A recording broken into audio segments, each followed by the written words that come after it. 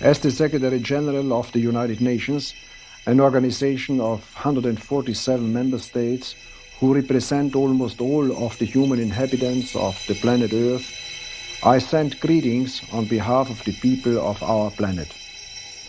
We step out of our solar system into the universe seeking only peace and friendship, to teach if we are called upon, to be taught if we are fortunate. We know full well that our planet and all its inhabitants are but a small part of this immense universe that surrounds us, and it is with humility and hope that we take this step. Last transmit broadcast finished. Proceed final remote profiling mission.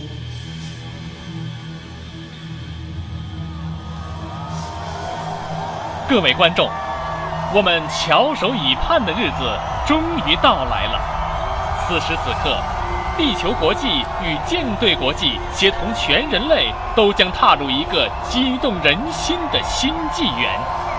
我们遥望已久的邻居三体舰队的前哨探测器目前已经抵达太阳系，请让我们致以最真诚的问候。This is Fleet International Launch Control. We've passed the 10-minute mark in our countdown. We are presently on time to launch the Mantis capture mission. We are 9 minutes, 50 seconds and counting. Our observations team, operated by Fleet International and overlooked by Solar Fleet Joint Conference, are currently slowly orbiting around the probe. While we keep our eyes on their readings, we'll go ahead and listen in on our network's remote observations experts and their thoughts on this historical extraterrestrial contact.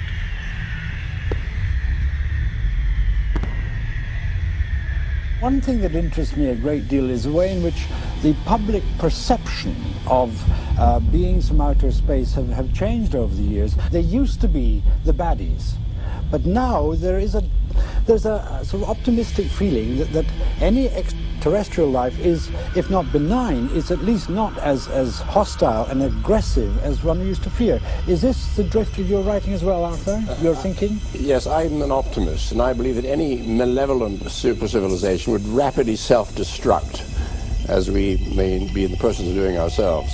So if we do have contact, physical contact with aliens, I think it will be benign.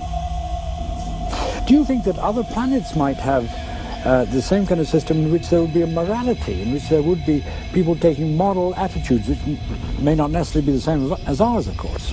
Well, all societies must have some moral structure. I mean, otherwise you just can't have a society. There must be understand rules, the way you behave to our neighbors. So morality, in some way, is essential and universal.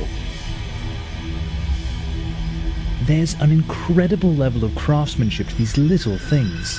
Whatever manufacturing processes we use to achieve the smoothness, finish and overall purity is unprecedented. We should have some magnified scanner images coming in shortly. You have to wonder what it looks like on the microscopic level, because the electromagnetic forces are simply not that strong to stack the atoms side by side. Or possibly a well-contained viscous metal, not too different from mercury. I'm going to go ahead and assume a relatively low melting point. Interesting. Possibly a protective shell or impermeable coating for an unapparent ecosystem? Temperature of the surface, absolute zero. Life anywhere in the universe must be made of the same elements that principally constitute it here. Carbon, hydrogen, nitrogen, and oxygen. As we move, fracture allows us to discover the structure of a rugged landscape materializing. Here and there, a scattering of white specks. They're tiny particles of dust that have settled on the surface. Well, unlike gravity and electromagnetism, it only dominates at the very small scale. It's way stronger than all the other forces, and it's what's holding the nucleus together, and then the components of the protons and neutrons inside the nucleus as well. Now, The thing that fascinates me about this is that it is infinite in detail. You can go on forever and ever. Now, I would like to ask Stephen this question. Is the real universe also infinite in detail? I mean, we know we have molecules, atoms, electrons, protons, subatomic, right down to the quarks so far. But does it continue forever and ever? Or is there a limit? Is there a basement to the real universe?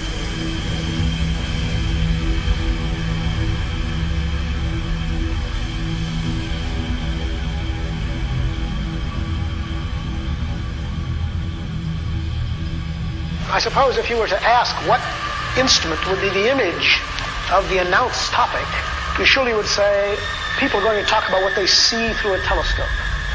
But in fact, at least most of the speakers have really spoken on the topic what they see in the mirror.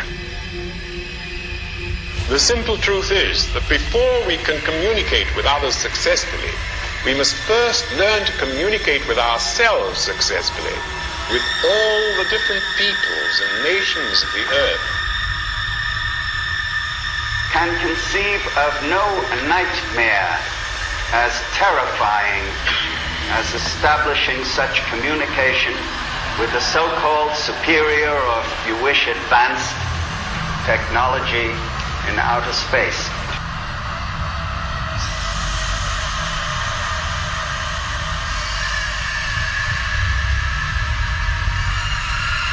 I don't think that physics tell us how to behave to our neighbors.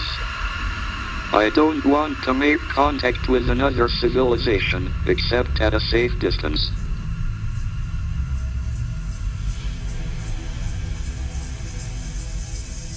The object's evolution is circular, 1 meter in diameter, and appears to be 3.5 meters in depth. In terms of materiality, the blended substance currently remains undefined, with no traces of any existing elemental properties within our databases. Based on our current radio wave transmitters, no life has been detected.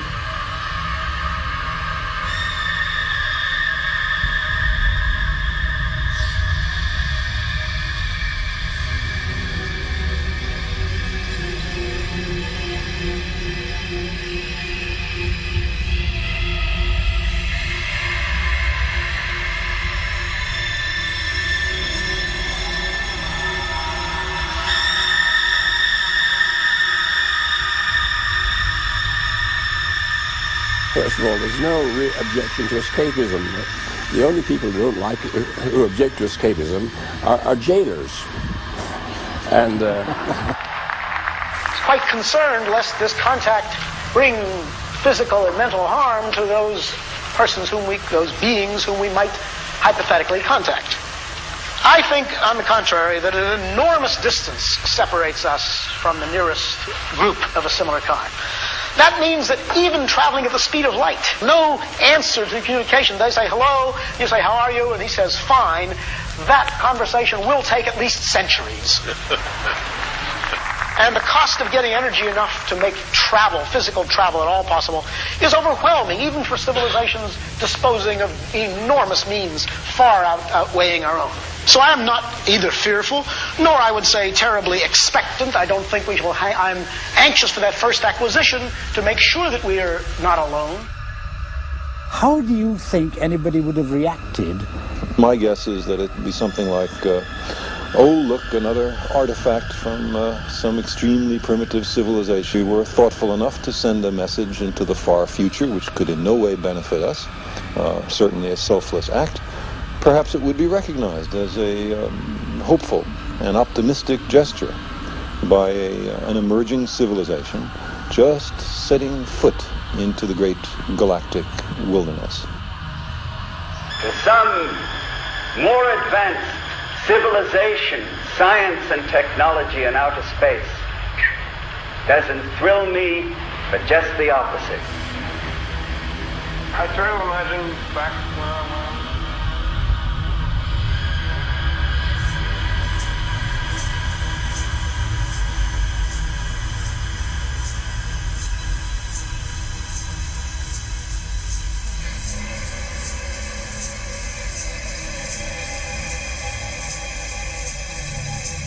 As we stare on, Under the twilight of our solar system,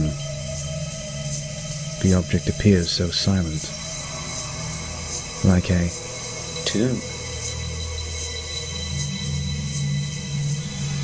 它是如此的安静、平和、孤独、脆弱，正是它的独一无二打动了我们。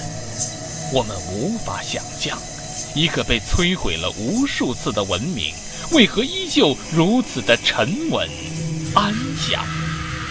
最后，就让我们一同祈祷，见证两个文明接触的伟大时刻吧。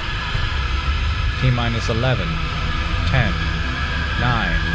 8, 7, 6, 5, 4, 3, 2, 1, 0. All engines running. Liftoff.